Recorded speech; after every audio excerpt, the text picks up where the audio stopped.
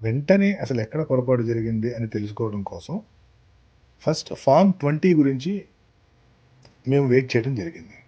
భారతదేశంలో ఉన్న అన్ని రాష్ట్రాల ఫామ్ 20 పెట్టినటువంటి ఎలక్షన్ కమిషను ఆంధ్రప్రదేశ్ యొక్క ఫామ్ 20ని 109 రోజుల పాటు ఇంటర్నెట్‌లో అప్‌లోడ్ చేయాలి. సో, 12.54% పోలు కాని ఓట్లు కౌంటింగ్ చేయబడ్డాయి అని చెప్పి ఎన్నికల కమిషన్ మీద ఆరోపణ చేశారు. ఎలక్షన్ పిటిషన్ అయినా ఫలితాలు వచ్చిన తర్వాత 30 రోజుల్లోపు కోర్టులో మనం దావా వేయాలి. ఆ ఎస్ఓపి మార్చేసింది. కూడా వైసీపీ వాళ్ళని అడ్డుకున్నదో, లేకపోతే పేడ నీళ్ళు చల్లిందో, వైసీపీ నాయకుల్ని కొట్టిందో, మా ఊరికి ప్రజానికి రావద్దని చెప్పిందో ఎక్కడ కూడా నాకు కనబడలేదు. ఫ్రెండ్స్, కొంచెం ఇంపార్టెంట్ అయిన సబ్జెక్ట్ ఇది. సో దయచేసి స్కిప్ చేయకుండా చూడండి. చాలా విషయాలు మనం ప్రజాస్వామ్యం గురించి, ఎలక్షన్ కమిషనర్ వ్యవహరిస్తున్న వ్యవహార శైలి గురించి మనం అర్థం చేసుకోవాల్సిన వీడియో ఇది. సో దయచేసి స్కిప్ చేయకుండా చూడండి. అయితే లేటెస్ట్‌గా ఆరా మస్తాన్ గారు. ఆరా మస్తాన్ గారి గురించి అంతగా పరిచయం చేయాల్సిన అవసరం లేదు. ఆయన 2 తెలుగు రాష్ట్రాల్లోనూ ఆరా మస్తాన్ యొక్క సర్వే వస్తుంది అంటే అది ఆయన చేసిన ప్రిడిక్షన్స్ కూడా 100కి 100% కాకపోయినా 95% ఆయన చేసిన ప్రిడిక్షన్స్ ఏ పార్టీ గెలుస్తది అనేది ఆయన చేసిన ప్రిడిక్షన్స్ బట్టి గెలిచే అవకాశాలు ఎక్కువగా ఉంటాయి. సో అటువంటి ఆరా మస్తాన్ చేసిన సర్వే ప్రిడిక్షన్స్ 2024 ఆంధ్రప్రదేశ్ ఎన్నికల్లో ఆయన ఎక్స్‌పెక్టేషన్స్ ఎవరైతే చేసుకున్నారో దానికి అగెయిన్స్ట్‌గా ఆరా మస్తాన్ యొక్క సర్వే అట్టర్ ఫ్లాప్ అవ్వడం జరిగింది. మనం అందరం చూసాం కూడా ఈ విషయాన్ని.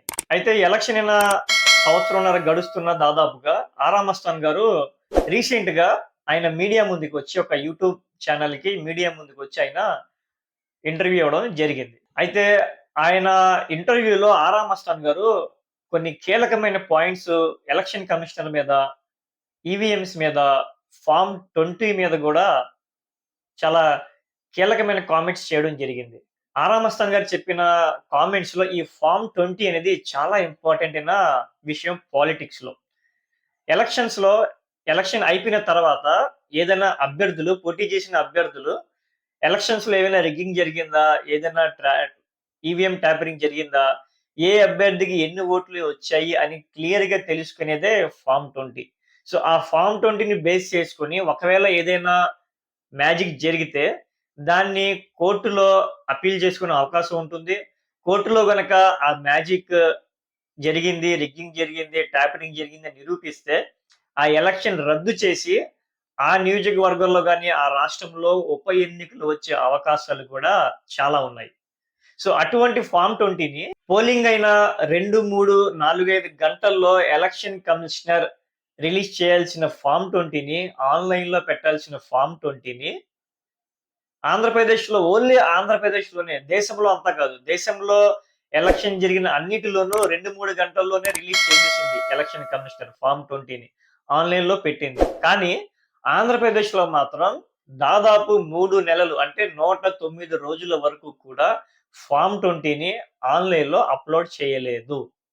ఇదే చాలా సందేహాలకి, చాలా అనుమానాలకి, ఏదో జరిగింది అనే సంకేతాలకి చాలా ప్రధానమైన ఎవిడెన్స్‌గా ఎలక్షన్ కమిషన్ నిర్వహించిన వ్యవహారం బట్టి మనం అర్థం చేసుకోవచ్చు ఏదో జరిగింది అని. జనరల్‌గా ఎలక్షన్ జరిగిన తర్వాత ఫార్మ్ 20 3, 4 గంటలకు వస్తే అభ్యర్థులు ఆ ఫార్మ్ 20ని మొత్తం చెక్ చేసుకొని ఏ నియోజకవర్గంలో, ఏ పోలింగ్ బూత్‌లో ఏ అభ్యర్థికి ఎన్ని ఓట్స్ వచ్చాయి అనేది మొత్తం అంతా క్లియర్ చేసుకొని, ఏదైనా ఇబ్బంది ఉంటే కోర్టులో అప్పీల్ చేసుకోవడానికి 30 రోజుల గడువు మాత్రమే ఉంటుంది.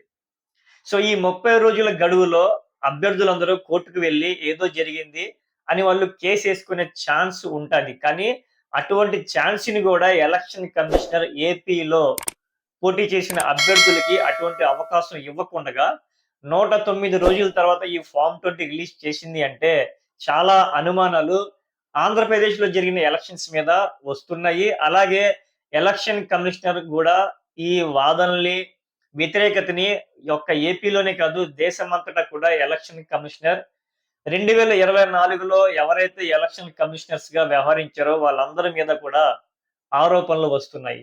ఒకవైపు పోలింగ్ సాయంత్రం 6:15 నిమిషాలకి voting percentage 68 point some change ఉండగా, అదే ఎలక్షన్ కమిషనర్ 3 రోజుల తర్వాత ఆంధ్రప్రదేశ్‌లో 81 point some change voting percentage నమోదైంది అని చెప్పి ఎలక్షన్ కమిషనర్ 2 విధాలుగా ఎందుకు చెప్పవలసి వచ్చింది?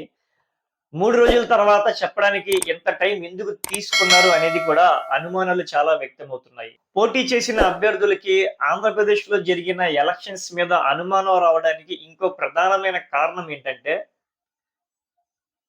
పోలింగ్ అయిన ఓట్ల కంటే కూడా కౌంటింగ్ చేసిన ఓట్లు ఎక్కువగా ఉండడం అనేది ఏదో జరిగింది అనే దానికి చాలా ప్రధానమైన కారణంగా తెలుస్తుంది. అంటే ఒక బూత్‌లో 1000 ఓట్లు పోలైతే కౌంటింగ్ 1200 వచ్చాయి. అనేది ఒక ఉదాహరణగా తీసుకోండి. అలా రాష్ట్రం మొత్తం మీద ఒక్కొక్క నియోజకవర్గానికి 25,000 చొప్పున పోలింగ్ అయిన ఓట్ల కంటే కౌంట్ అయిన ఓట్లు ఎక్కువగా వస్తున్నాయి అని చెప్పి ఇది గూడా ఒక వాదన వినిపిస్తుంది. ఈసీ ఎలక్షన్ కమిషన్ ముందు కూడా ఇది పెట్టడం జరిగింది. ఆరామస్థాన్ గారు చెప్పినట్టుగా ఎలక్షన్ కమిషనర్ ముందు ఇటువంటి కీలక పాయింట్స్ ఎన్ని పెట్టినా సరే, ఎలక్షన్ కమిషనర్ దగ్గర ఎటువంటి సమాధానం ఇప్పటి వరకు క్లియర్‌గా రాలేదు.